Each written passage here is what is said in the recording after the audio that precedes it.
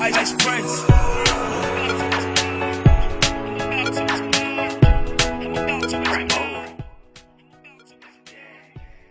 Hello and welcome back to my channel. It's your girl, Iro Cat, and I'm here with another one. Oh yes. So today is Nigeria's 57th Independence Day, and I just want to wish the country that owns my heart a very happy birthday, and that she reaches her God-given potential in my lifetime and in the lifetime of my parents. So today I wore this buba and this Iro to church, and I got so many compliments. Who would have thought? People were asking me, is it a one piece? How did you get it like that? Ooh, and I have one friend, Ayo, shout out to Ayo, who asked me how I tied it, and this video is for you especially. I rushed home to make this video before the sun goes down, but it's already beating me. So let me get on into it. First off, I want to explain to you what exactly is a buba, what exactly is an Iro. A buba in Yoruba is blouse and Iro is wrapper, and it's what the women traditionally wear. So I thought, oh, this would be a nice way to celebrate my country today. I'm going to do 3 styles. The 3 styles are Oleku, the regular wrapper, I don't know if that has a name, and then the tulip style. So if you want to see how to achieve this look or those looks, stay tuned. First things first, you need what our mothers will call a shimi or a slip. It's just some sort of undergarment. It can be of any material or fabric. I usually actually wear like silk ones, but this was the one that I have here with me. It can either be like a camisole and a skirt slip, or it can be a full one. Right now I have a full one on. I don't know, you want to see it? Yeah, okay. I know some people wear shorts, some people wear tights. I personally don't like that. I'm old-fashioned. I just stick to what my mommy told me to wear. So once you have that, it should be like, a decent length, close to your knees, just to like cover up in case you have a see-through material or sheer material like the one that I have today. If you have like Ankara or one of those laces that don't have the holes and perforations in it, then you're fine. Also, white or an off-white color is definitely always your safest bet. Of course, you also can wear black. It really depends on the color of the fabric. I want to say, I've gotten so good that I know how to match the color of my undergarments to the color of whatever I'm wearing. You want something that's going to bring out the color of the material and make it pop. Okay, I'm talking too much. Let's get right on into it. Actually, I got this piece from Pooksie's Wardrobe. Her name on YouTube, I'm sure you know, is Glam by Soken. So, definitely check her out. She has lovely pieces there. This one might not be in stock anymore because it is a bit old. So, step 1, you stand about shoulder width apart. Now the reason for you doing that is you want to be able to walk, to move your legs comfortably when you have tied your Iro. If you keep your legs closed, you will not be able to walk. I noticed because, like I said, I'm now a pro and I've been wearing Iro and Buba since birth, quite literally. So now we are standing shoulder width apart.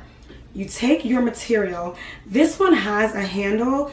I prefer if my Iros, my wrappers, do not have, sorry, that's my roommate. I prefer if my Iro does not have a string attached. I think it's easier that way, but this could be helpful for you if you are just learning. So now you take your Iro and you take it to the back of you.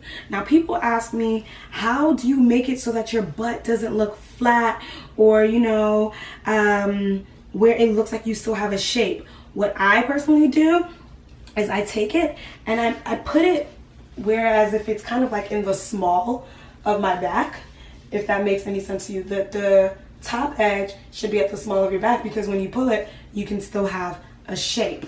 So I do that. I gather the material like so. And this step is important because it pains me to see when women just tie their Iro anyhow. You take your left hand and you go in. Oops, okay. I promise I'm a pro. It's really because of the string. You take your left hand and you go in. You make sure that that part has gone around. It's tight on in there. It can't come out. It will never fall. And this is how it should look on the side. Then you bring your left hand that's now in the front and you bring it around. So now you look down, make sure that it's an even length. Okay, it's an even length. So you go to the back. And that's when you just tie it like so. People make bows, people make knots, whatever works for you, you know? So I don't know if you can see, but this is why I hate strings. It literally makes it more difficult. It's so much unnecessary material. But so you tie it once, you tie it twice. This is to ensure that your Iro will not fall. Now, because we have this extra string or extra material, you just tie it around in the front. And then you tie it around in the back. Okay, but you're not done. You can't go out of the house looking like this. You can either fold it over or you can just tuck in the excess string. Tuck it in. I don't feel like I'm folding it over today. So, and there you have it. This is just the regular Iro.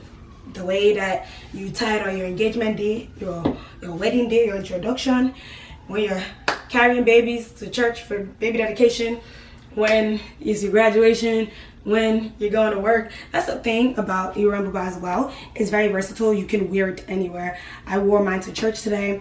I've worn this to work before. I've worn this to school before. So you can wear it anywhere. So now for the Oleku style, I'm going to use the same wrapper, but I'm going to fold it, whereas it's almost in half. And I'm doing this because I don't have another one of this wrapper to make it into an Oleku style. Oleku is basically like, it's short. It comes to about your knee. You know, that's what our moms did when they were younger, to be all flirty and whatnot. So it's the same exact idea, the same exact method. We're standing shoulder width apart. We are taking our left hand to the right and we're bringing it inside. And then we're taking our left hand and we're bringing it around to our left side. And then you make sure it is the same length again. You don't want to be going out looking all funny. Make sure it's the same length. Then we tie it in the back. This, I'm going to assume, is going to be way more difficult to tie just because it's way more material. You tie. And then you find the hands, if you lost them like me. And then you're just going to tie them together again. Bring it to the front. Man, tailors of Nigeria, tailors of the world, please stop making Iro with string on it. You are making my life to be more difficult. Okay, I think we got it. Alrighty. So I realized that the camera didn't actually pick up the length, but as you can see, this is just about beneath my knee. Yeah, so this was how our moms flirted with our dads, you know. Girl, you better show them some ankle. Now, this one is actually my favorite style. It's the tulip. It's relatively new, within like the last 5 years. Okay, same concept of the left goes in first, right goes in last, but here's the twist. Now remember, take it to the back, get it into the small of your back, gather the material. Now, when you gather the material, you bring it to the front, so like it's, I guess, even in length. Then you take your right arm under your left and you switch so that you make a cross. Again, right hand under left and then switch hands. So now basically you have a cross, right? Now you're going to turn the material over itself. Again, you're going to turn the material over itself. So you take your left hand towards your right side, and then you grab the material that's at the bottom with your left hand. And then you tie. Oh, let me show you. Basically the same way you tie any kind of wrapper. Just make a knot.